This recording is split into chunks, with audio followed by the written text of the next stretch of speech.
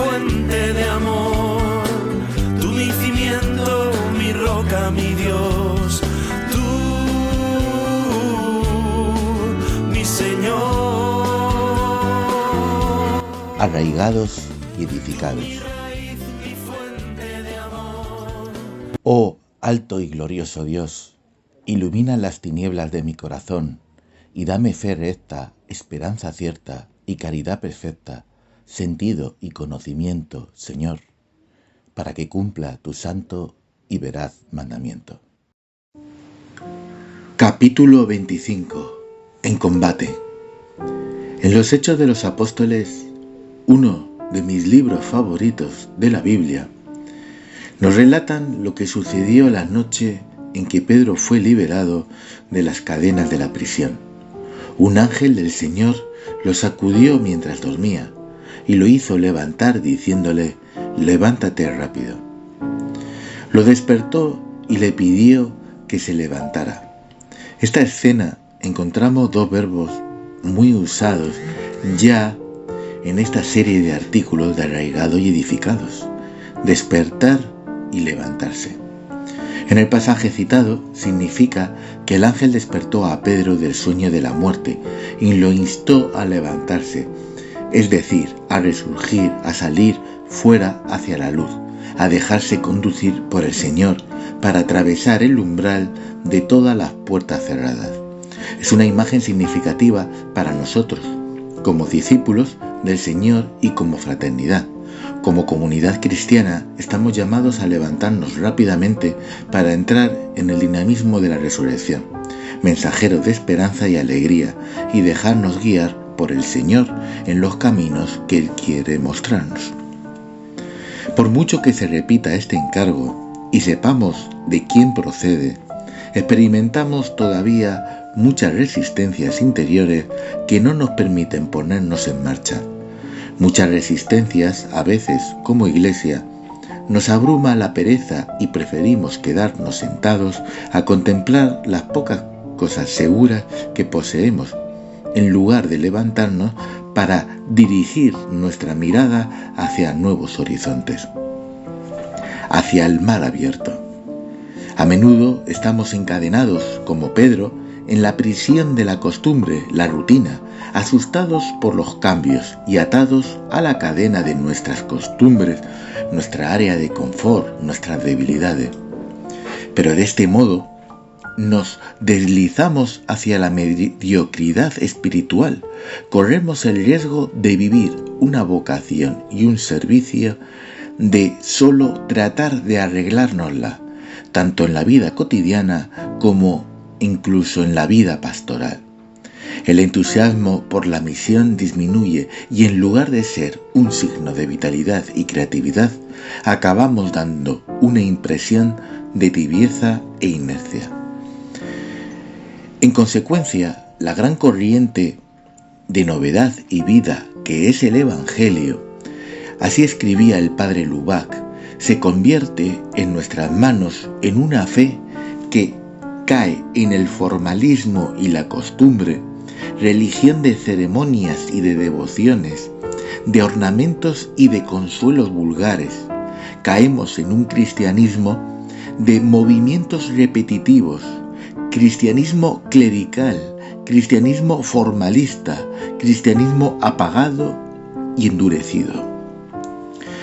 Claro, estas desviaciones están constantemente en nosotros, en nuestras fraternidades, y siempre una lucha constante con esta tibieza, donde es muy fácil dejarnos vencer en la batalla o ni siquiera entrar en la batalla.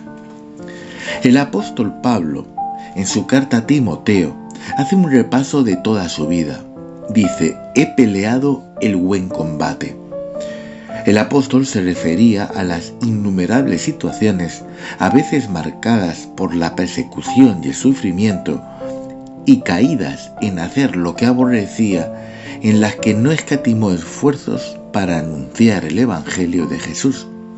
En ese momento final de su vida, él veía que en la historia sigue habiendo un gran combate, porque muchos no están dispuestos a acoger a Jesús, cueste lo que cueste, prefiriendo ir tras sus propios intereses y otros maestros más cómodos, más fáciles, más conformes a nuestra voluntad. Pablo ha afrontado su combate y ahora que ha terminado su carrera, le pide a Timoteo y a los hermanos de la comunidad que continúen esta labor con la vigilancia, el anuncio, la enseñanza, que cada uno en definitiva cumpla la misión encomendada y haga su parte. Para nosotros es también un toque de atención del apóstol Pablo, que debe despertar nuestra conciencia de cómo en la Iglesia todos estamos llamados a ser combatientes con el pecado y a la vez ser discípulos misioneros y aportar nuestra propia contribución. No quejarnos de la Iglesia, de las circunstancias, sino comprometernos con la Iglesia y con la vida. Participar con pasión y humildad. Con pasión porque no debemos permanecer como espectadores pasivos. Con humildad porque participar en la fraternidad nunca debe significar ocupar el centro del escenario, sentirnos mejores que los demás e impedir que se acerquen. Iglesia en proceso sinodal significa que todos participan, ninguno en el lugar de los otros o por encima de los demás. No hay cristianos de primera o segunda clase o que jueguen en diferentes ligas. Todos están llamados. Participar también significa llevar adelante el buen combate del que habla Pablo. De hecho, es una batalla porque el llevar el Evangelio a la vida y la vida al Evangelio no es imperceptible.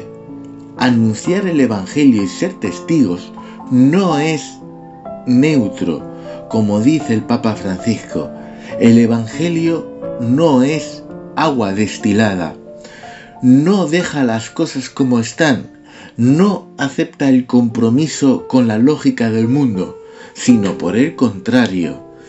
El Evangelio enciende el fuego del reino de Dios allá donde en cambio reinan los mecanismos humanos del poder, del mal, de la violencia, de la corrupción, de la injusticia y de la marginación. En todos esos sitios prende fuego. Desde que Jesucristo resucitó, convirtiéndose en línea divisoria de la historia, comenzó una gran batalla entre la vida y la muerte, entre la resignación ante lo peor y la lucha por lo mejor. Una batalla que no cesará hasta la derrota definitiva de todas las fuerzas del odio y de la destrucción. Una batalla cuyo campo está tanto en nuestras relaciones en el mundo como en nuestro corazón. En nuestro caminar hacia la santidad existe esta batalla. Es necesario insistir que sería de ingenuos pensar que sea posible vivir de Dios sin encontrar resistencia en nosotros y fuera de nosotros. Aunque el motor secreto del camino hacia la santidad, lo fundamental es Jesucristo y el amor que Él nos tiene y la correspondencia a este amor, puntos que ya abordé en los 2 anteriores capítulos de Arraigados y Edificados. Primero, sobre la edificación de nuestra vida, poniendo a Cristo en el centro. Segundo, depositar toda nuestra confianza en Él, el amigo que nunca nos falla. Pero vamos a encontrar en ello grandes dificultades desde el punto de inicio de este caminar. Vamos a encontrar lucha. Hijo, si te acercas a servir al Señor, prepárate para la prueba, endereza tu corazón, mantente firme y no te angusties en tiempo de adversidad. Esto está extraído de el Eclesiastés. La prueba, la tentación, el combate son inevitables en un mundo herido por el pecado. Como dice el evangelista Mateo, el reino de los cielos padece violencia y los esforzados lo conquistan. Trabajar esta reflexión de la lucha espiritual es el interés de este capítulo, como estás observando, porque es necesario y crucial salir al paso de una visión demasiado cándida y buenista del camino hacia el cielo, sin olvidar también que sería ingenuo y superficial pensar que la santidad consiste ante todo en esta lucha, pues la santidad consiste en vivir de Dios, en dejar que Él viva en mí, ser un alter Christus, o como diría nuestra Madre Clara, ser espejo claro del amor de Dios. Toda la tradición de la Iglesia ha hablado de los cristianos como soldados de Cristo, soldados que llevan el bien a los demás, mientras combaten continuamente contra las malas inclinaciones personales. El concepto de soldado lo vemos con connotaciones bélicas, pero el significado de soldado abandonados en las manos del Señor tiene un significado bien distinto. A veces, por escasez de sentido sobrenatural, por un descreimiento práctico, no se quiere entender nada de la vida en la tierra como milicia. Tanto dentro como fuera de la Iglesia, nos insinúan maliciosamente que si nos consideramos militantes de Cristo, cabe el peligro de utilizar la fe para fines temporales de violencia, de banderías. Pero este modo de pensar es una triste simplificación poco lógica, que suele estar unida a la comodidad y a la aceptación de las tentaciones y a los aires del mundo. La lucha se entiende, como Cristo nos ha enseñado, como guerra de cada uno consigo mismo, como esfuerzo siempre renovado de amar más a Dios, de desterrar el egoísmo, de servir a todos los hombres. Renunciar a esta contienda, con la excusa que sea, es declararse de antemano derrotado, aniquilado, sin fe, con el alma caída, con esa mediocridad que termina cayéndonos en complacencias mezquinas. Para el cristiano, el combate espiritual delante de Dios y de todos los hermanos en la fe es una necesidad, una consecuencia de su condición como cristiano. Quien combatió mucho y nos da luz sobre este tema fue el propio Francisco de Asís, quien a través de sus deseos, luchas, fracasos y victorias, su vida nos ha revelado un poderoso mensaje de esperanza a pesar de las contrariedades de su vida, y a la vez sacunde nuestra mentalidad caricaturesca, hippie, de la espiritualidad franciscana. Francisco nos invita a sobrepasar nuestras cegueras y ambiciones, esas que nos impiden amar y dejarnos amar. Siguiendo su ejemplo de vida, vemos que estamos llamados a recibir y dar vida en abundancia, que estamos llamados a luchar contra la mediocridad y la mundanidad presente en nuestros corazones. También San Francisco nos enseña que nuestra limitada participación en las batallas es necesaria para la salvación. Esta batalla es para Él. Nosotros, como cualquier hombre o mujer, sin importar su origen, fortaleza, limitaciones o debilidades, somos meros partícipes de la salvación del mundo. Las cuevas donde se retiraba nuestro Padre San Francisco fueron lugares de gestación hacia una vida nueva y también lugares de gran sacrificio y dureza, de la que al principio de su conversión no estaba acostumbrado de su anterior vida. Las cuevas era el lugar de un combate, como dan testimonio los escritos sobre los retiros que vivió. en lo que son interesantes ver las dificultades presentes durante los primeros tiempos de su conversión, porque la transformación de Francisco de Asís al San Francisco que tenemos en nuestra mente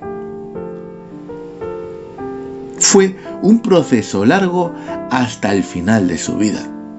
El testimonio de los 3 compañeros a ese respecto es del todo significativo.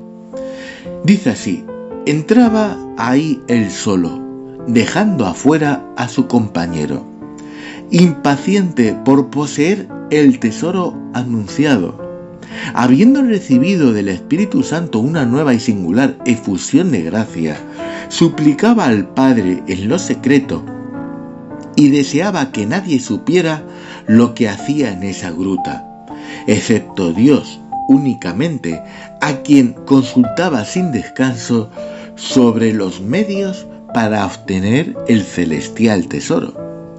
Pero en el fondo de su gruta, el valiente caballero de Cristo, sin inquietarse de las amenazas del diablo, oraba devotamente al Señor que le guiara en el recto camino. Soportaba sufrimientos horribles y una gran angustia del alma, no queriendo tomar reposo alguno antes de haber realizado completamente los deseos de su corazón. Los pensamientos más diversos los asaltaba una y otra vez y su importunidad los perturbaba cruelmente.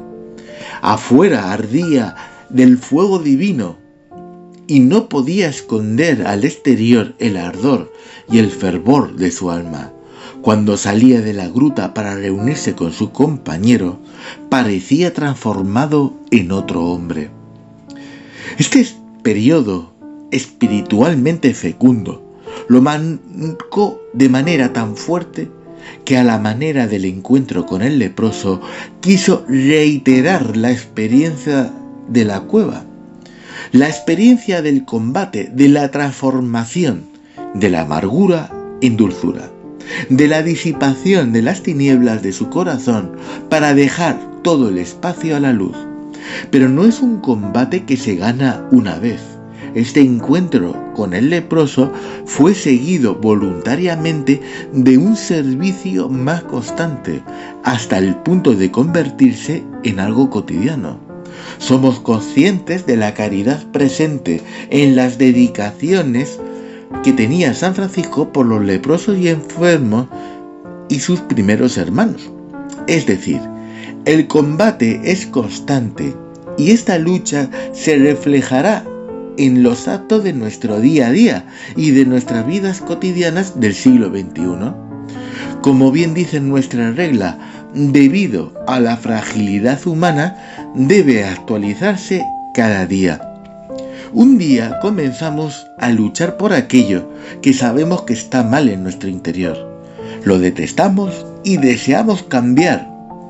Habrá victorias y derrotas en la batalla, pero el batallar ya es una victoria, pues la vida no sería igual, y sus frutos tampoco, de aquel que lucha al de aquel que se rinde. Luchar ya es una victoria. A esto he de añadir que en nuestro artículo, que la Iglesia Católica siempre ha sostenido que el sacrificio tiene que estar presente en la vida del cristiano, como lo estuvo en la vida de Cristo. El camino de la perfección pasa por la cruz. Seguimos a Cristo pobre y crucificado. No hay santidad sin renuncia y sin combate espiritual. Y nuestra vida de franciscanos seglares debe dar aroma de esto por donde andamos. Nuestro perfume ha de ser la fragancia de la renuncia, de la minoridad. No debería existir ni una pizca de quejas ni exigencias absurdas, mundanas o pretensiones de poca importancia. Como diría un buen hermano mío, de pijotadas.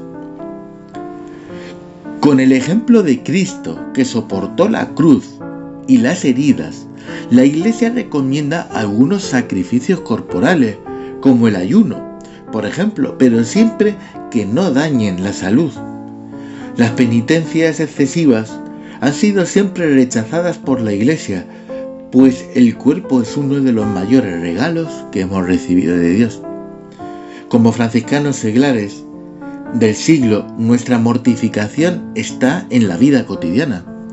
La mortificación más habitual a la que se enfrentan los cristianos son las contrariedades de cada día. Ser agradable a pesar de las contrariedades